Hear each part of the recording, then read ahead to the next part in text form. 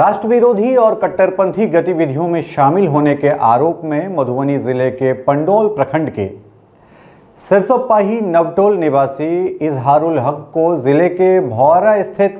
Urdu colony के नूरे मोहम्मदिया मदरसे से गिरफ्तार कर लिया है। ये गिरफ्तारी कोई सामान्य गिरफ्तारी इसको नहीं कहा जा सकता है और मधुबनी में एटीएस की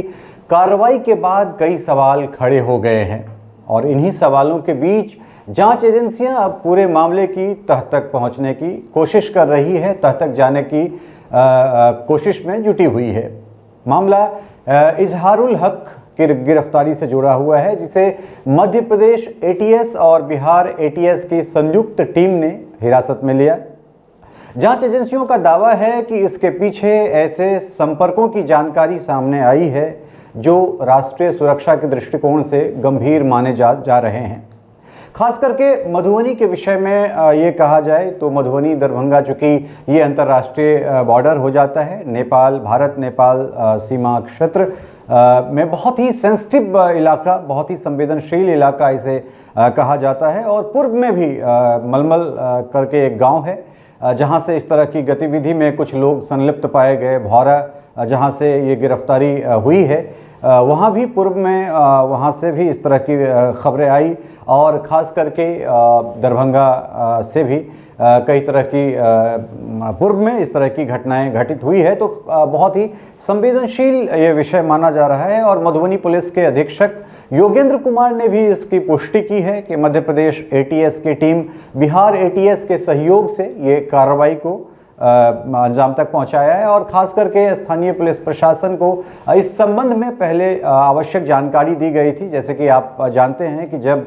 किसी दूसरे राज्य की पुलिस दूसरे राज्य में जाके कोई ऑपरेशन या किसी भी प्रकार की पुलिसिंग कार्रवाई या पुलिसिया कार्रवाई करती है तो स्थानीय पुलिस को या स्थानीय सरकार को इसकी सूचना देना आवश्यक हो जाता है और दोनों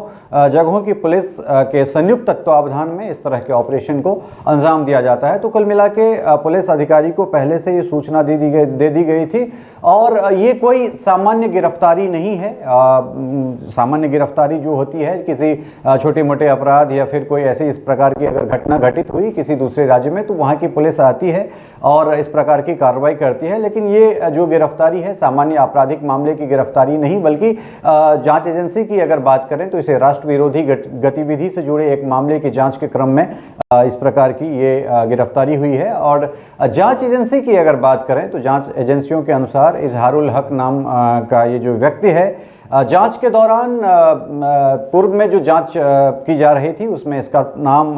संदिग्ध के रूप में सामने आता है और जिसमें कुछ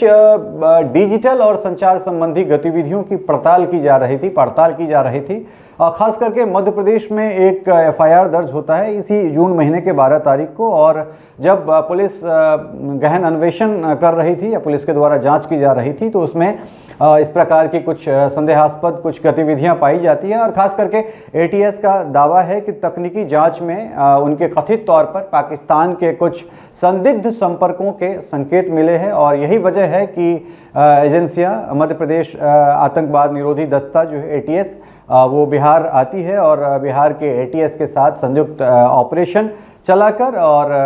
पूछताछ के लिए हिरासत में लिया जाता है। और जांच एजेंसी का सबसे महत्वपूर्ण पहलू यह है कि एजेंसियां फिलहाल किसी एक घटना पर नहीं बल्कि पूरे संपर्क या पूरे नेटवर्क को समझने की कोशिश कर रही है। कारण गिरफ्तार व्यक्ति के मोबाइल फ़ोन और अन्य इलेक्ट्रॉनिक उपकरणों को जब्त कर लिया गया है और एटीएस का मानना है कि डिजिटल साक्ष्यों की जांच की जा रही है और जांच से यह स्पष्ट हो सकेगा कि संपर्कों की प्रकृति क्या थी, बातचीत का उद्देश्य क्या था, जो पाकिस्तान में जो बैठे कुछ हैंडलर हैं उसके साथ जो इनके संपर्क कथित बताए जा रहे हैं उसके पीछे का क्या राज है, क्या ये व्यक्तिगत बातचीत थी या इसके पीछे कोई संगठन या कोई नेटवर्क काम कर रहा है। तो इन तमाम चीज़ों पर पुलिस की पैनी नज़र है, खास करके एटीएस की पैनी नज़र है और पुलिस अधिकारियों के अनुसार गिरफ्तारी के बाद आरोपी को उसके पैतृक गांव जो नवटोल सरसोपाही है वहां ले जाया गया और आवश्यक आवश्यक पूछताछ और जांच की प्रक्रिया पूरी की गई। स्थानीय स्तर पर कुछ लोगों से जानकारी एकत्र की गई। जो व्यक्ति हिरासत में लिए गए हैं, पकड़े गए हैं, उनके बारे में, उनका रहन सहन कैसा था, जो सामाजिक परिवेश है वो किस प्रकार का था, इन तमाम तरह की वहाँ पे जांच का एक हिस्सा इसको माना जा सकता है। और पुलिस की टीम, खास करके ATS की टीम, इन तमाम पहलू पर जो है वो विचार कर रही थी। और ख़ास करके मामले की जो गंभीरता है, माफ़ कीजिएगा, वो इसका अंदाज़ इस प्रकार से इस बात से लगाया जा सकता है कि जांच एजेंसियों के द्वारा पकड़े गए व्यक्ति पर भारतीय न्याय संहिता की धारा 152 तथा गैर कानूनी गतिविधि रोकथाम अर्थात UAPA की धारा अर्थात अनलॉफुल एक्टिविटीज़ प्रिवेंशन एक्ट अधिनियम UAPA की प्रासंगिक धाराओं के तहत कार्रवाई की गई है। जो खास करके UAPA राष्ट्र विरोधी किसी भी गतिविधि का अगर कोई हिस्सा होता है तो उसमें ये राष्ट्र विरोधी गतिविधि के अंतर्गत आने वाले UAPA अर्थात अनलॉफुल प्रिवेंशन एक्टिविटीज़ एक्ट के तहत ये इस धारा में भी उस पर धारा लगाया गया है। और ख़ास करके फ़िलहाल जांच एजेंसियां किसी अंतिम निष्कर्ष पर पहुंचने की बात नहीं कर रही है और उनका कहना है कि बरामद इलेक्ट्रॉनिक जो उपकरण हैं, 2 मोबाइल फ़ोन जब्त किए हैं और दोनों मोबाइल फ़ोन को फॉरेंसिक जांच और डिजिटल डेटा विश्लेषण पूछताछ के बाद ही पूरे मामले पर स्पष्टीकरण दी जाएगी और तमाम तरह की चीज़ें उसके बाद ही सामने आ सकता है। और इसलिए अभी जांच का यह बिंदु, जांच पर किसी भी प्रकार की बातें अभी सार्वजनिक पुलिस नहीं करना चाहती है या प्रशासन की ओर से इस पर कोई और व्यापक रूप से फिलहाल कोई जानकारी अभी नहीं दी जा रही है। मधुबनी की यह कार्रवाई इसलिए महत्वपूर्ण मानी जा रही है क्योंकि सीधे तौर पर उन दावों और सूचनाओं की जांच से जुड़ी हुई है जिसमें ATS राष्ट्रीय सुरक्षा के संदर्भ में गंभीर मानकर इस मामले को चल रही है। और अब सबकी नज़र जांच एजेंसियों की अगली कार्रवाई और फॉरेंसिक रिपोर्ट पर है, क्योंकि आगे की जो जांच है उससे यह स्पष्ट होगा कि मामला कितना व्यापक है और इसके पीछे की वास्तविक कहानी क्या है। लेकिन फिलहाल मधुबनी शहर की ये घटना है और मधुबनी जिसको कभी पूरे देश दुनिया में कभी शांति प्रिय जगह के रूप में देखा जाता था और उस जगह से इस प्रकार की कार्रवाई निश्चित रूप से चिंताजनक विषय है। बने रहिए MM भारत के साथ और इन तमाम पहलू पर हमारी